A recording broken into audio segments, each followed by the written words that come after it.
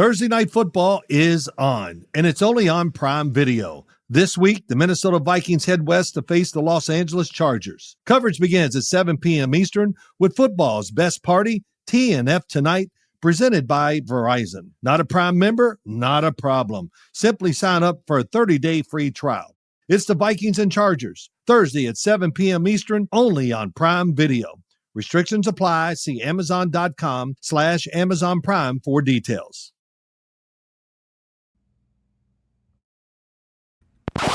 Now tuned into the greatest.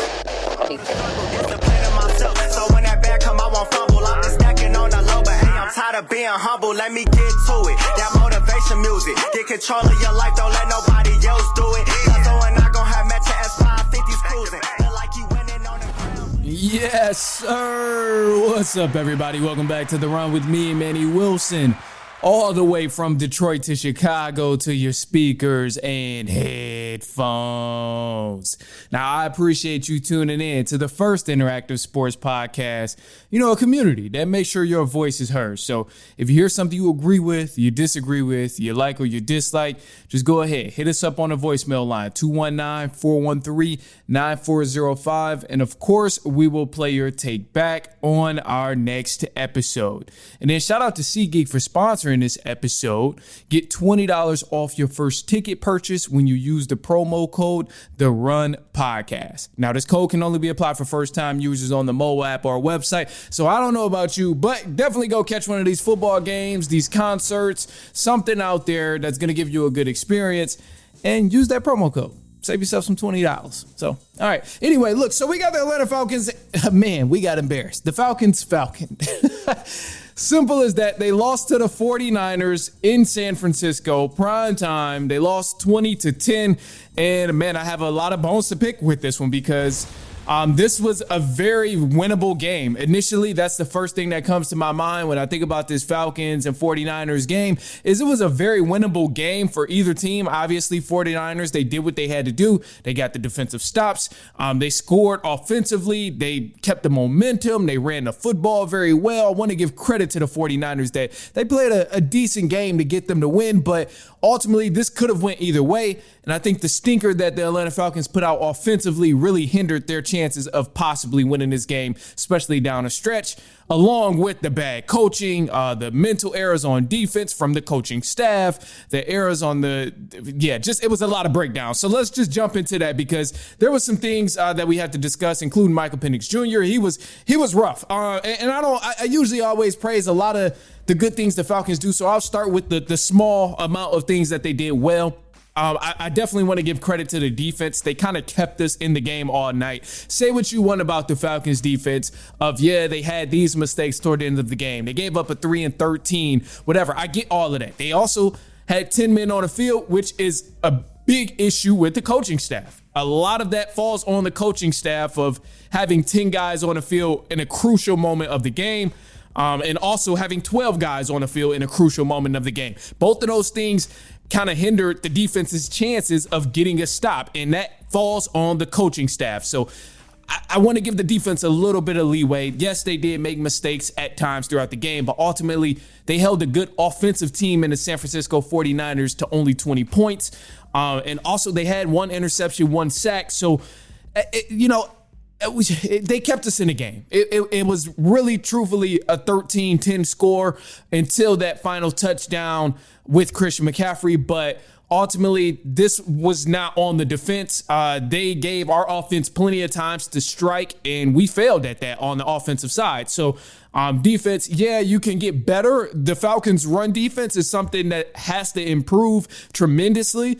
We let Christian McCaffrey run for 129 on us, and they just really controlled the pace with the ground game. And that's what you do when you can run the football. And that's exactly why I was a little afraid coming into this 49ers game, because they don't have all the famous stats and the fancy stats to go along with it.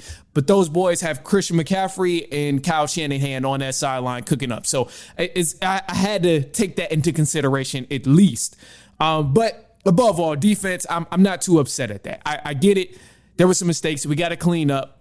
Obviously, there was no Jalen Walker as well. And then we seen Diablo get hurt. So those things are painful to see happen in a game, and hopefully Divine Diablo can come back and play, because we're definitely going to need him, especially next week. And I'll save that for later on in the week, breaking that down, because I'm scared of that. Anyway, the offense, man, this is where we have to bring a lot of attention to this Falcons team. The Atlanta Falcons offense is the most inconsistent. I'm not going to say in the NFL, because there are other teams that's worse, but this is a very inconsistent offense, truth be told. And this offense stinks. It's very predictable. Out of 7 weeks of football, we had one good week where the offense actually showed some sort of potential and looked actually pretty good. And it pretty much fooled everybody who's a fan of the NFL that the Falcons might actually be good, because of the 1 week the Falcons had out of 7 where the offense looked decent. It's a damn shame. The play call was rough. We had a 4th and 1. This is a play that just sticks out to me to a T. A 4th and 1.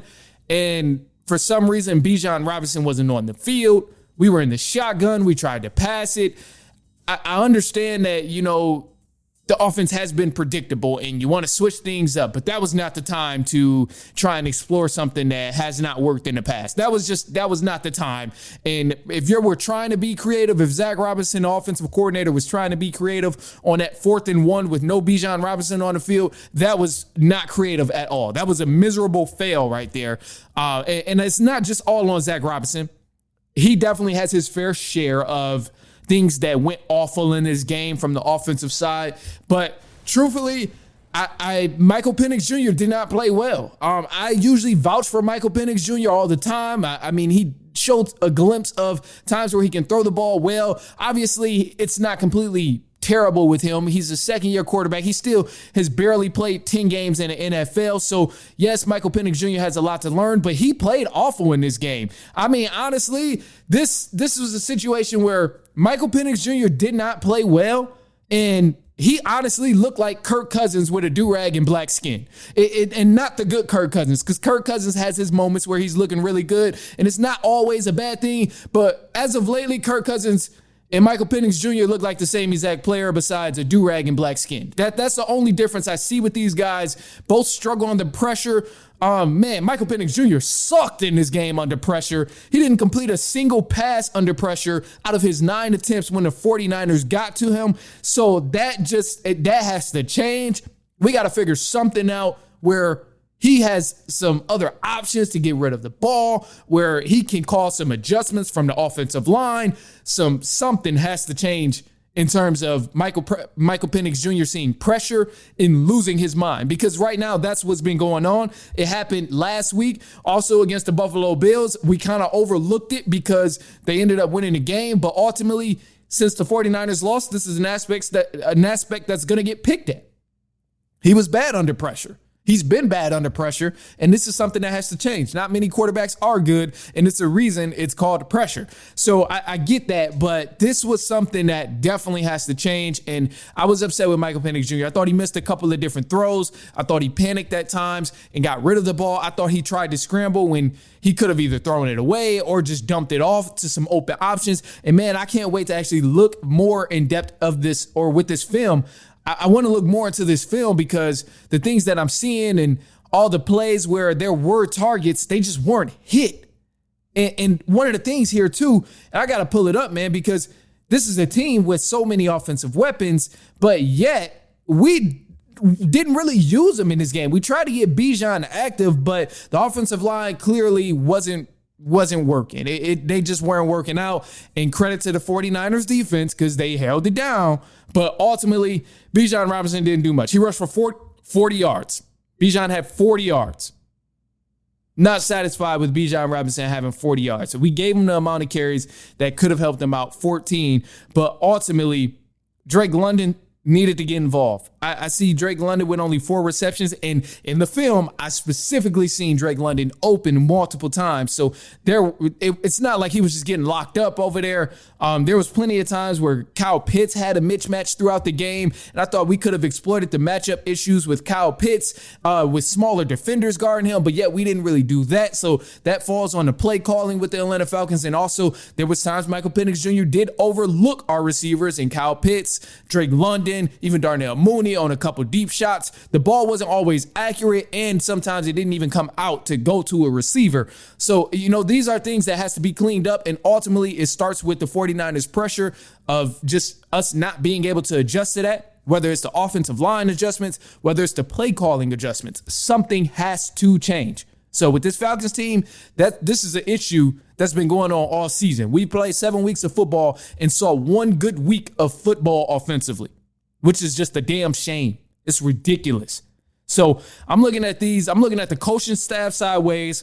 Michael Penix Jr., yes, I'm looking at him sideways, but young quarterback, so it's only right to give him leeway. And I know the first thing people say is about, okay, well, yeah, Michael Penix Jr., yeah, he a young quarterback, but you got all these other guys, they're playing good. Slow your roll, because there's a lot of guys who are still struggling. I mean, look at Jackson Dart struggling, and a lot of rookie quarterbacks too still struggle. They might have a good game or two, but they struggle. And we've seen guys with terrible coordinators struggle early on and then thrive all of a sudden. Just look at Baker Mayfield in our division. He's been cooking up, but he had a horrible start to the NFL. So I'm not saying he's going to be Michael Penix or Michael Penix Jr. is going to have that same journey, but I'm just saying that sometimes it does take a second to get the right matchup with quarterback and coordinator in order for things to work for that quarterback and the offense. So just keep that in mind before you start trashing Michael Penix Jr. about what throws he missed and the lack of adjustments from the play calls and audibles and the offensive line adjustments. Just keep that in mind before you go too hard on Michael Penix Jr. He's technically a second-year quarterback, but he's barely played 10 games. So just keep that in mind. Keep that in mind. I think that's extremely important. Coaching staff, last thing, this coaching staff, a lot of errors for this coaching staff. Clock management before half. I've told you guys plenty of times, man. I don't know how many times I got to say this. Raheem Morris, his specialty is not clock management at all. Struggles bad. He struggles a lot with clock management. The whole thing before halftime was just a mess. I think we had like 45 seconds and a couple of timeouts.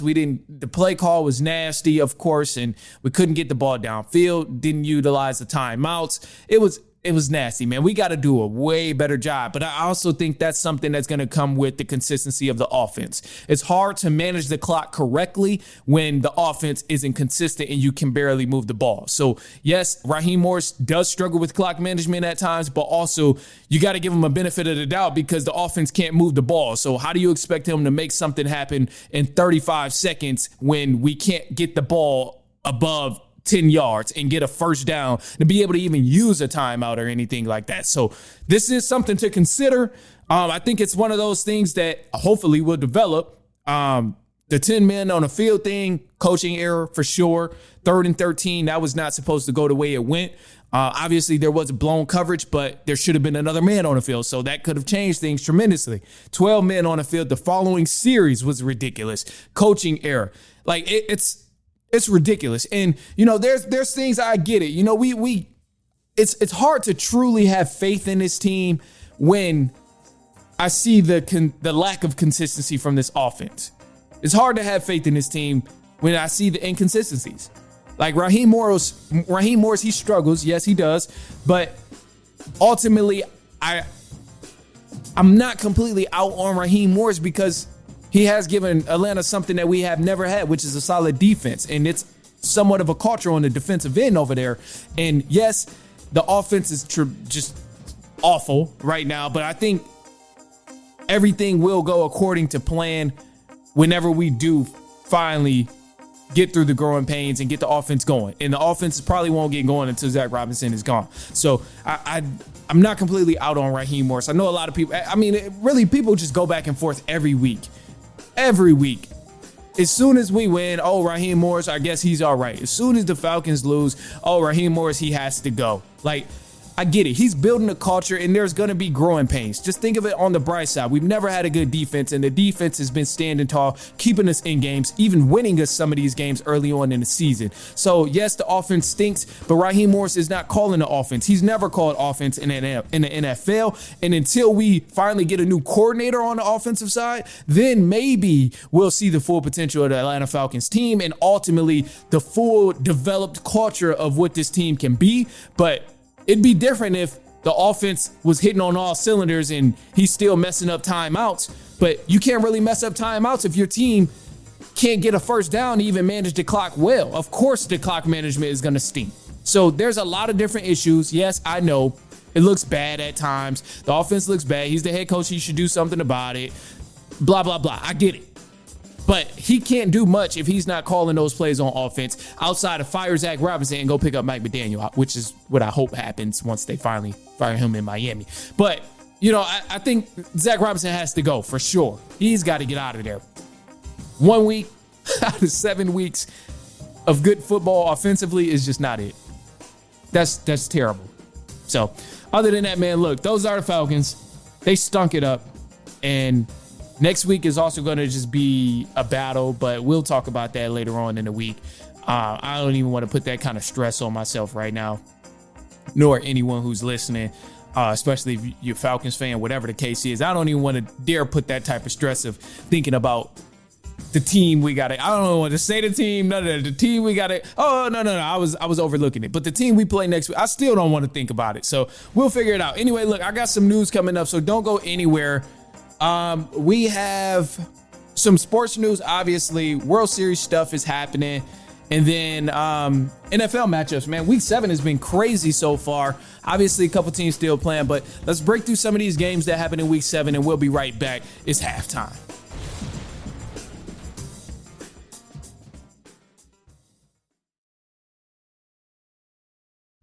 Thursday Night Football is on, and it's only on Prime Video. This week, the Minnesota Vikings head west to face the Los Angeles Chargers. The Vikings bring relentless determination.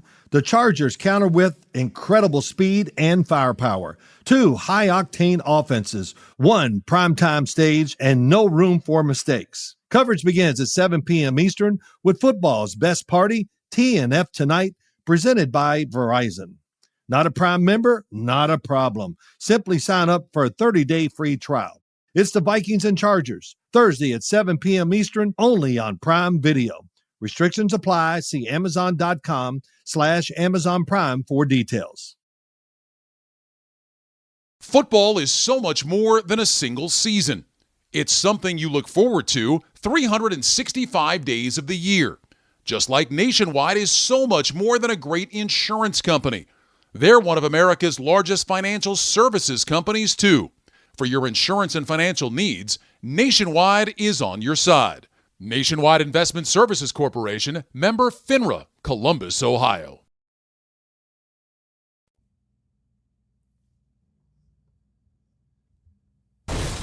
All right, what's up, everybody? Welcome back to The Run with me, Manny Wilson. I appreciate you for tuning in. Leave us a quick take on our voicemail line if you want to talk in the conversation, 219-413-9405. And, of course, we'll play your take back on our next episode. So, anyway, let's start with the news for the run. In the MLB, obviously, as a lot of you guys know, man, the playoffs is here, and we are about to get a World Series that involves the Dodgers. I don't want the Dodgers in there, but looks like we can't avoid the Los Angeles Dodgers. They're about to go on and ruin baseball, as people have been saying. But anyway, the Dodgers beat the Brewers. They swept the Brewers, not just beat them, but they swept the Brewers 4-0 to advance to the World Series. And as of right now, it's pretty close. Game 7 for the Mariners and Blue Jays is happening right now. Mariners are currently winning, as I'm recording this, 3-1 over the Blue Jays. And this is game 7, so winner goes to the World Series. Personally, I want the Blue Jays to go to the World Series, and I want them to win the World Series.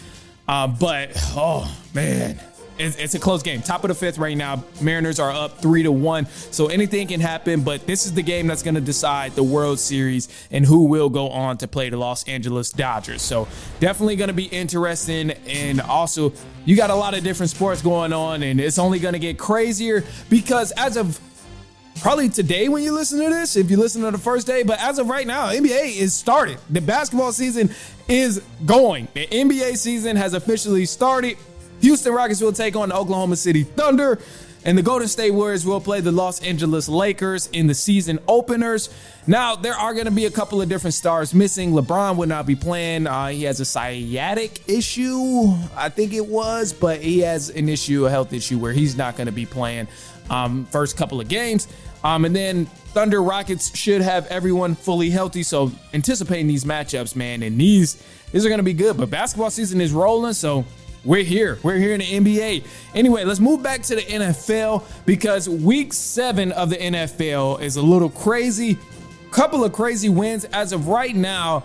To backtrack all the way from Sunday to Thursday. I know usually I do it in reverse, but we'll start from Sunday to Thursday, most recent. Currently, we got the Tampa Bay Buccaneers playing the Lions. Lions are in full control of this game, 21-9, and the score doesn't reflect how close of a game this is, but it's a pretty close game right now. Like it's back and forth, and yeah, Lions are winning by double digits, but it's just close. It's an intense game so far. So you wouldn't, if you just tuned in, you wouldn't think the score was what it was. So I'm gonna leave it at that. I think the Lions probably got it from here. Fourth quarter, as I'm recording this and speaking right now, 11 minutes left in the fourth. Lions got the ball, so if they score here, it might ice it. If they don't, Bucks continue to fight on and maybe have another chance, but Bucks offense has been struggling. Mike Evans went down at one point, so it's been rough. However, you got the Texans and the Seahawks playing next, and I can't tell you who's the winner of that game because it hasn't come on yet, but I personally think the Texans will end up winning this game on the road.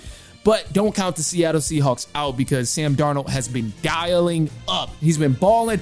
Anyway, let's backtrack all the way to some of these games. Falcons 49ers. That was the primetime game for Sunday, and the 49ers won that game 20-10. You got to go listen to the breakdown of the first half when I talked about the Falcons and how they stunk it up and what they did wrong, what they needed to do better, coaching errors, all of these different things.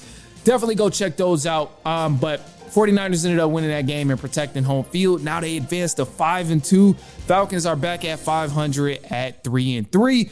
The Rams and the Jaguars played each other, and this was kind of a beatdown. The Rams did whatever they wanted to over the Jaguars, and they advanced to 5-2. They won that game 35-7. The Saints and Bears was a good matchup at one point, but the Bears ended up having full control. They protected home field. They won 26-14, and it was a pretty decent game, actually. There was some things that we saw from Caleb Williams. He did his thing, had a couple touchdown passes. DeAndre Swift, he had a great rushing day, rushed for 124 yards, had one touchdown. But above all, Saints didn't just lay down and get beat. They did step up, and they tried to fight back, but it just wasn't enough at the end of the day. It just wasn't enough.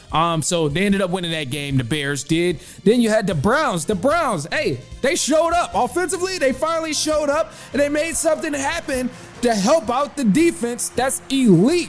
So Dylan Gabriel, he had 116 yards, completed 13 of 18 passes. And also Jukins, he had 3 touchdowns, 84 receiving yards, and he did his thing. Brown ended up winning 31-6. It was a beatdown, and Tua Tagovailoa, Dolphins quarterback, got benched, which is crazy. But Tua got benched. That just tells you how bad he was playing at one point in this game. The Dolphins decided they needed to go in a different direction and give the rookie Quinn Ewers a start. And when he started, it was kind of already too late for him to make something happen, but he did he threw 8 passes and completed 5 of them. So Quinn Ewers from Texas, rookie, made his debut, and maybe he continues to be the starter, maybe not. It'll be interesting to see what this Dolphins team does. But ultimately, everybody's been just waiting on Mike McDaniel to get fired since he's been in a hot seat. And it's just pretty obvious at this point. Dolphins are 1-6. Nothing promising is looking like it's coming from the Dolphins locker room, from the coaching staff. I think a lot of teams are just anticipating McDaniel to get fired and where he'll go to help out what team on the offensive side, because it's clear that he can cook up an offense, but it's just not clear that he can lead a full football team, defense, offense, and be able to call plays and just keep track of all those guys. So we'll see what happens there with the Dolphins, but Mike McDaniel, man, it's time, bro. We ready for you to come to Atlanta and call our plays and utilize this offense and just help us thrive. So I'm going to put it at that. Other than that, the Patriots, they won again. The New England Patriots, they've been killing it, man. They've been on a roll right now. You had Drake May. He did his thing out there. He ended up helping the Patriots offense score 31 points. And, man, Titans had another rough day. 13 points. Cam Ward threw for 255, which is a lot of yards, but damn, only resulted in 13 points. It was a lot of things that wasn't really Cam Ward's fault. And, you know, there's a lot of issues with this Titans team that I think they will fix at some point. But above all, everything you see, how bad the Titans have been, even some of the highlights that you see of Cam Ward getting sacked or throwing an interception, not all of these are on Cam Ward from when I'm watching these games. I actually checked out and sat and watched the Patriots and Titans game, and not everything is on Cam Ward. Like, yes, he's having some rough times, but his receivers are also dropping passes. His O-line is not giving him time to even throw the ball. They're missing key blocks, just letting guys run through. Like, some of these things look awful for Cam Ward. So I definitely feel for his situation. And obviously, as you know, they fired their head coach just a couple weeks back. I think it was actually last week. So rough situation over there in Tennessee with the Titans, with Cam Ward and those guys they have, man. So hopefully they can get it together and just show some sort of promise with that Titans team. And then we also have more. So the Chiefs, they beat the Raiders. Man, they smacked the Raiders, beat them 31-0. So that just tells you how that game went. Eagles, they played the Vikings, and I thought this was a crazy game here between the Eagles and the Vikings. I actually loved it. The Eagles, they won this game 28-22, and it was tremendous. I have nothing bad to say about the Eagles offense. They finally got A.J. Brown involved. A.J. Brown, he had himself a game. Jalen Hurts, found A.J. Brown multiple times. Jalen Hurts had 3 TDs. He threw for 326 yards, which is crazy, and only had 4 incompletions in this game against the Vikings. So Hurts, this is what people talk about when they say, how do you want him to deliver?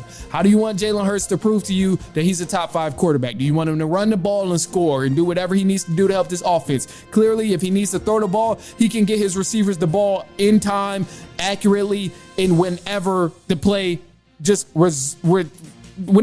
causes for him to get his team the ball. Like, Jalen Hurts, it's games like this why people argue that Hurts is a top 5 quarterback. So give him his props.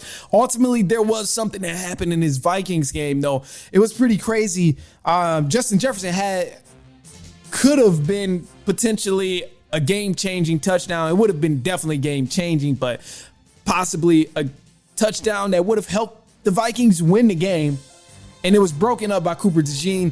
Cooper DeJean, he did deflect it, and he played great defense on that play, but that's a catch that Justin Jefferson has to bring in for sure. So, man, it was a great game. I thought that was a great matchup between the Vikings and Eagles. Jalen Hurts definitely did his thing and balled out. Was happy to see him, happy to see A.J. Brown get involved. And ultimately, the only thing I'm waiting for with this Eagles offense is for Saquon Barkley to get active. We finally seen A.J. Brown get his touches. Devontae Smith get his touches, receiving the ball. Jalen Hurts finally flinging it and making things happen, controlling the offense. We love to see those type of things. But the last element to this Eagles offense that needs to be activated is Saquon Barkley.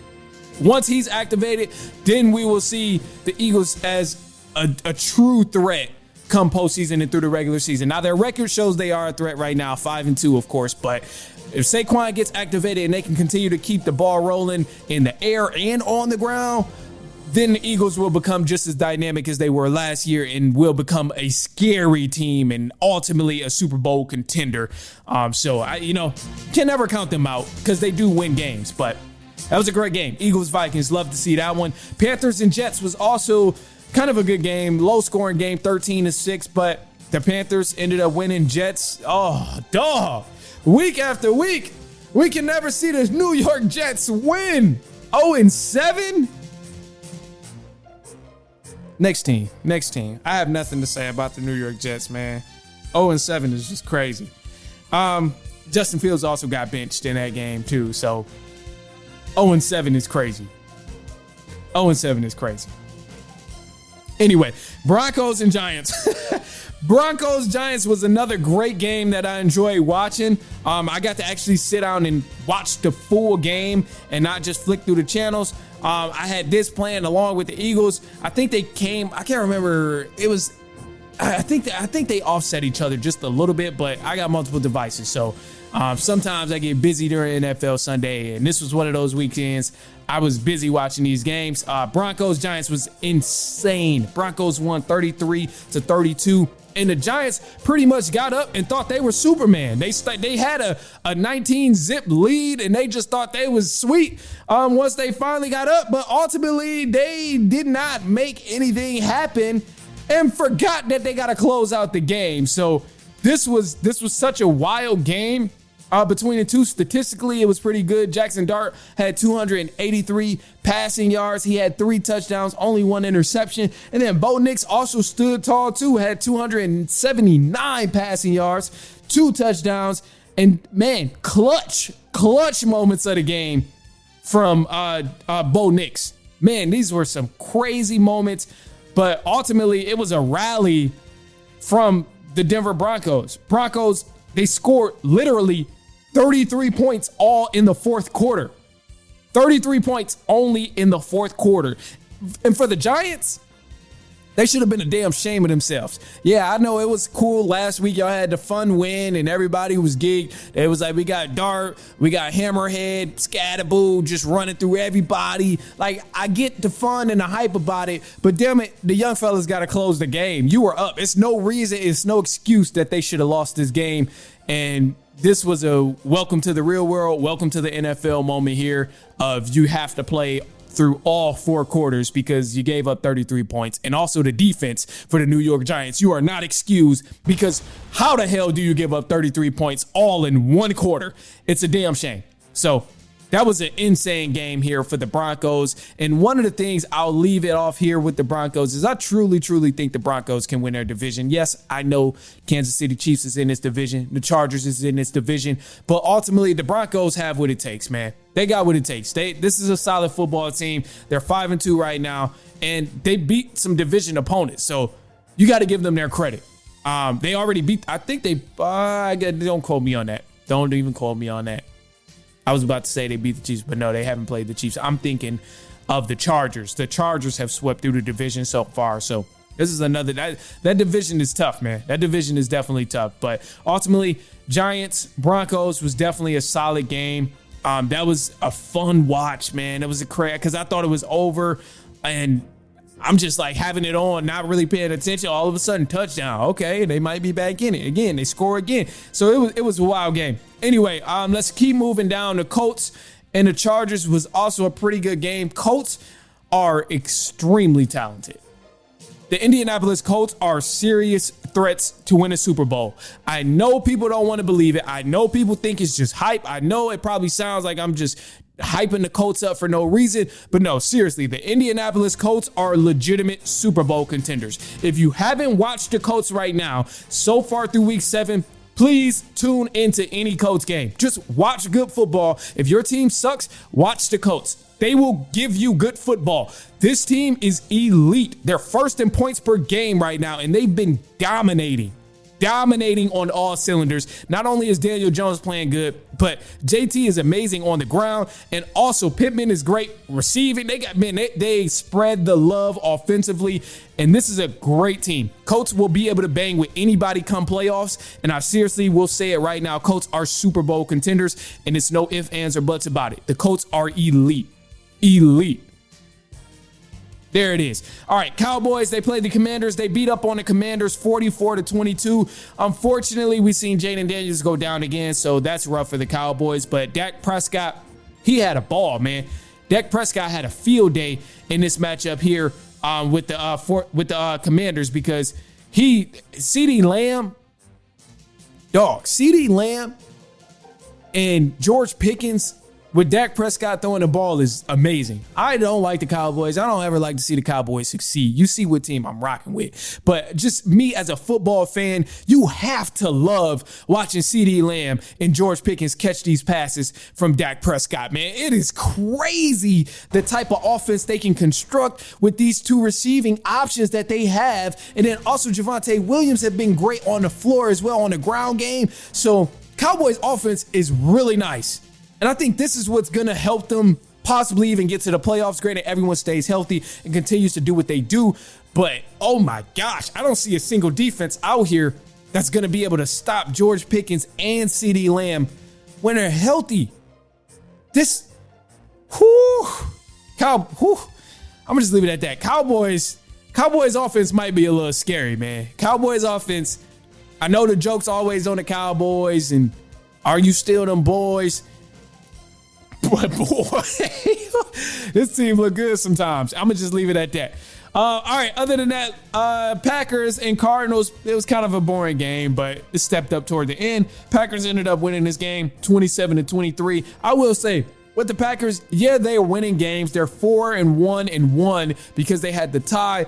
But I'm kind of losing some hype around the Packers, man. That offense is not really looking good. It's very stagnant, and the defense is happening to save them a lot through the course of these games. So, yeah, I know they got Micah Parsons there, and on top of everything else they have, and the offense is supposed to be this and supposed to be that, but they haven't really shown me that they're super elite on the offensive end. So I still got an eyebrow raised for the Green Bay Packers, and I don't think they're top dogs in this division. I will say, I think Vikings can probably get them, and hell, even the Bears could probably get the Packers from the way that the Bears been playing so far up to week 7. So it'll be interesting to see what the Packers actually go on to do. But again, 4-1-1 because of the tie. So who knows? They're winning games, and that's all that truly matters. But I just don't know if the way they're winning these games are sustainable, especially when you're in such an elite division like the NFC North. So we'll see what's up with the Packers, but I'm kind of losing some stock on the Packers for sure.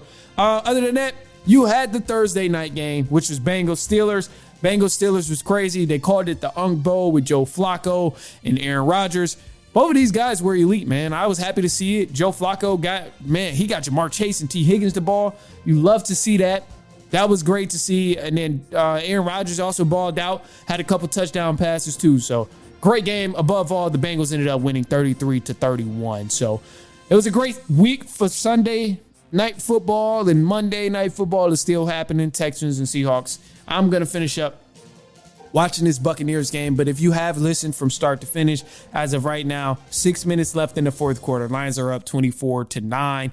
And yeah, it's probably safe to say the Lions are going to clinch this one up just from the way everything has been going down and the way that they've been playing. So we'll see. But we'll be back later on in the week, and I'm going to give y'all a positive note here. And a positive note is just going to be have grace for others. Have grace for others, man. Just, have grace to others as you would want them to have grace for yourself, regardless of the situation. You never know what somebody's going through, just like you might be going through things and you might not show it. That same thing might be happening to other people. So just have grace to others. And that's a positive note. That's all I got. So other than that, man, I appreciate you for tuning in. We will be back later on this week. Follow us on Instagram at The Run Podcast. Look at some of the clips. YouTube at The Run Pod. Nope. YouTube is The Run with Manny Wilson. And then TikTok is at The Run Podcast as well. Facebook at The Run Podcast. Search us up, and then we'll be there on all platforms. But till then, we'll be back later on this week, and so on and so on and so on.